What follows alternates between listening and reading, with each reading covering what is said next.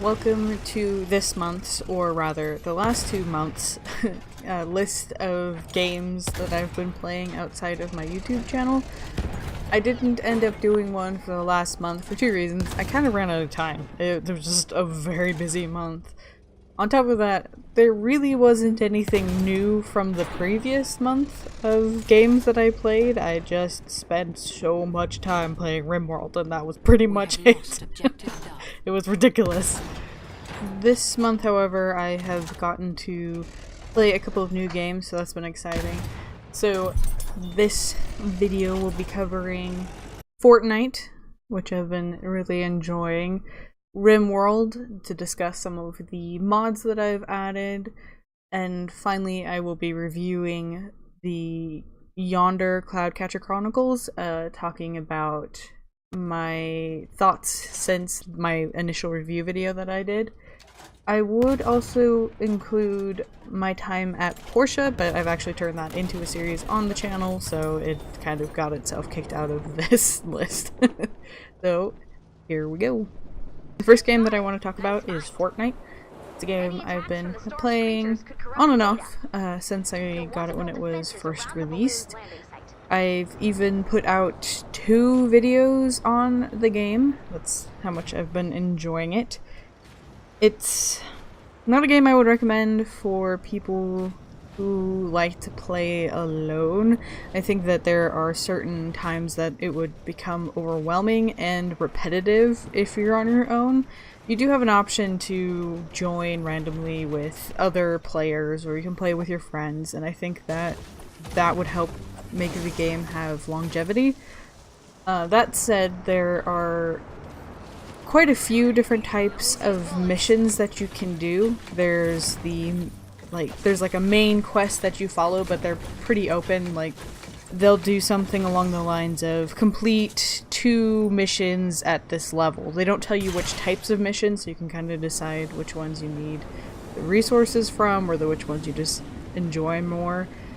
But you have the main building that you kind of work on throughout the main quest of an area, and it's it is the only place where you get to build your defenses and then come back to them again and then do another wave of zombies and then go do missions and come back, add to it. All of the rest of the things you build will be gone at the end of your mission. Some of the smaller missions that you can rescue people, there are building missions, there's some that have time limits. So one is there's data falling, like coming from the sky, and you have to protect the area where it's going to land, so you have so long to find where it's going to land and defend it. Then there are some that have a longer time limit where it's like several in-game days opposed to 15 minutes, where you have to find the location, set the thing up whenever you're ready, and build on it. They don't let you stay there forever. They give you, I think, in general, 5 in-game days to get your everything set up that you want to for the successful mission, but you can, set it down and then go fill out the map, explore the buildings, you can get resources that way, look for treasures, you can make yourself some new weapons, all that kind of stuff, but without the time limit. There looks to be a lot of more missions as you get to higher levels, but I haven't gotten that far. I've seen a couple. I just got to the second area, and there's an improvement on one of the quests that you have in the first area, and it's double. So you have to be protecting 2 different areas from the waves of zombies that are attacking. But there's also several that I haven't even gotten to try out yet, so there is stuff to look forward to, but I can imagine that there are some people who would find it repetitive. And it wouldn't take long to get to that point, I don't think. I personally really enjoy the building. I like the number of options that you have with each, with the wall. There's so many different types of variants, whether it's doors or arches or windows or combinations. I mean, there was enough that I was able to make a video about it, so there is that. I also really enjoy that there is a large cast of characters that you can play as. Each one has a variety, like they get better, and with the different tiers, they look different or they have different abilities. So I enjoy that part.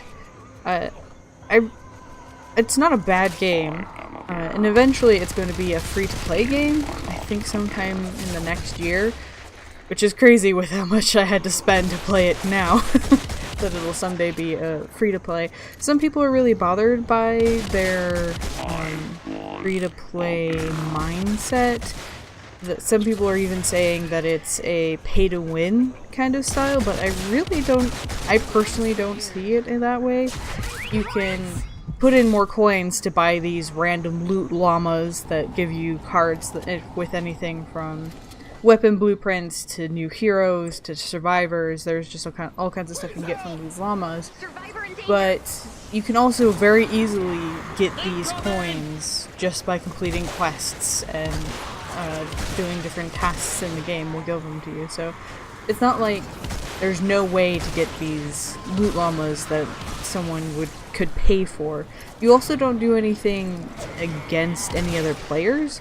Everything is co-op, so I don't really see the problem with it. I think it's a pretty good model, personally.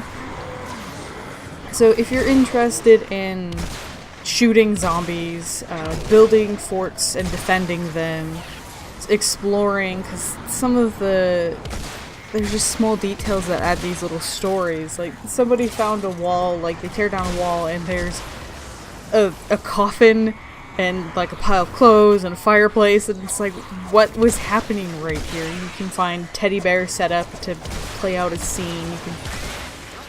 I think one of the strange details is the architecture is really, really nice in the game. I really like the way the buildings are built and the layouts on the inside, to the point where I'm considering, once I have better internet, building some of the buildings from Fortnite in The Sims, because I love the format, like how the buildings look on the outside, on the inside, and how they're designed. I don't know, it's just such a weird detail to enjoy in the game, but I really do like going through these buildings and checking them out, especially ones that I've never seen. I found a courthouse yesterday. You can find anything from fire trucks to little tiny cars there's so much in here that you'll find as you run around these tiny maps. So if you ever find games to become repetitive, this might not be the game for you, but it's something that I've been enjoying for the previously mentioned reasons. So yeah, definitely worth a check out. It is pretty pricey at the moment if it's something that you're kind of interested in but don't want to spend the money. Like I said, it will be free to play someday, so waiting until it's either on sale or until it gets to that stage might be worth it. For the next game that I've played quite a bit in the last 2 months, like a ridiculous amount in the last 2 months, is Rimworld. I don't know what it is about the game that I continue to be drawn to. It seems to be such a simple game, but it really isn't at the same time. What I think has been improving the experience for the last 2 months is I've been adding a ton of mods to the game. I don't usually mod games all that much. Maybe I'll find one or two that I like and add them to a game, but for the most part I enjoy the base game. But the things that I've added to this complex game just makes it even more complex and in-depth, and I really enjoy it. One that I've added adds personalities to these characters. They have more traits, and the way they communicate with each other is more in depth. Those might be two different mods. I don't think it is, though. I've added so many mods, they all kind of like blend together because they all worked well together. But before it was just had a simple conversation, or had an in-depth conversation, or was a jerk to the other person. But now they can have things like talk about dreams, talk about disagreements that they've had in the past. They also worked on the sexuality of the characters. Before it was you were either straight, and then on the rare occasion you'd get a gay character.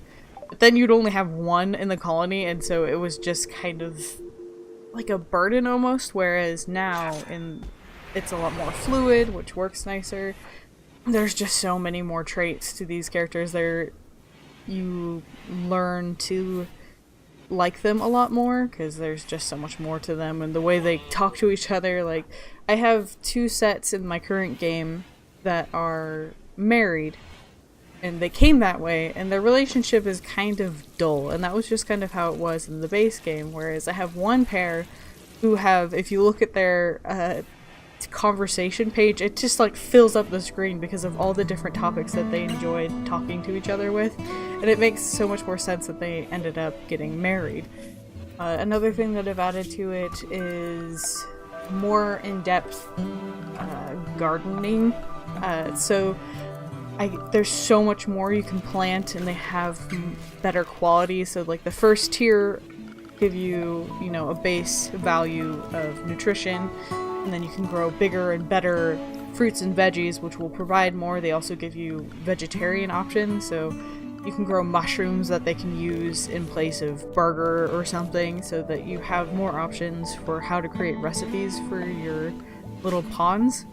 I've also added some more furniture, and I changed the way the stone walls work, because before I think they all had the same strength, or that the different strengths didn't really make sense. They weren't in the right order, so if somebody like did serious research, found out which of these stones were more sturdy, and then they affected them all. So when you're deciding where to start your colony, you really want to pay attention to what stone's going to be available, because if you choose something that's really fragile, like sandstone, then your defenses are going to be weaker than if you find somewhere with granite or marble. So yeah, with all of these mods, I've learned to love this game even more. Even though at first it didn't really seem like something I would enjoy, I've spent a ridiculous amount of time playing it. It's a little weird because I will if I play it for too long in one sitting, I'll get bored of it and quit. But it's not long before I'm craving the game again, and so I'll get back on. So I've gotten to this point where what I'll do is, if I start to feel a little bored, I'll just switch to check my Twitter or Facebook or check my YouTube or something. Just step away for a brief second and then come back, and then usually by then an event will start or something will happen, or I'll come up with a new idea of something to do. Again, it's a good game if those are the types of things you're interested in looking into for a game. The last game that I wanted to talk about is Yonder, the Cloud Catcher Chronicles. I did a initial review of the game, which you can see over in the little eye cards. I'll have a couple things linked there for you. And I mentioned that I would talk about the more long term of the game and if I enjoyed it in the long term, because there were a couple things that kind of bothered and almost ruined the game for me. I'd like to update on all of that. This game turned out to be a lot less final than I thought it would be. There's been quite a few patches. They have a roadmap for things that they would like to add, and almost all of the things that I had a problem with are changed or fixed. Obviously the sorting and the inventories, that got fixed, so was really nice to see. Some of the things that you were required to purchase, you are now able to craft yourself. So they've also kind of given you some things to help you get into like the gardening aspect of the game in an earlier fashion.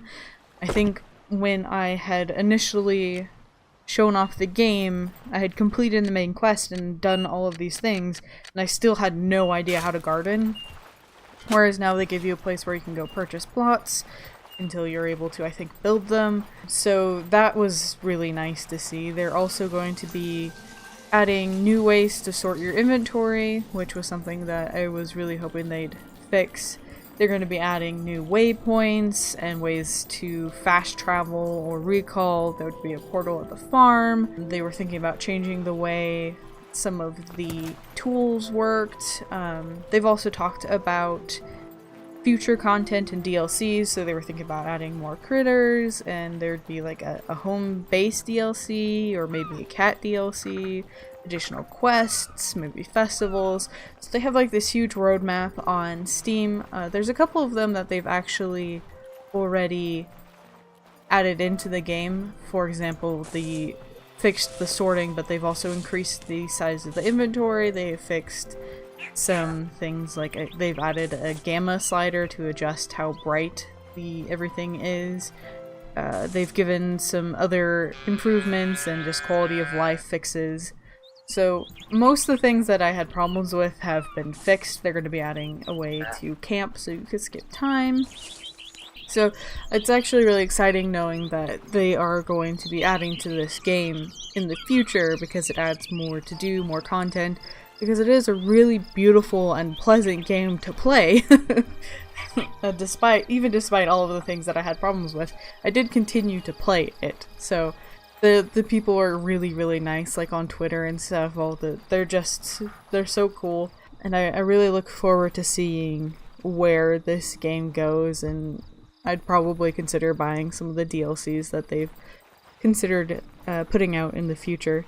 So yeah, it's still so a game that you should check out if it's something you could afford and it's the style of game you're interested in, because it's so pretty and it's so calm and pleasant, so definitely give it a check out.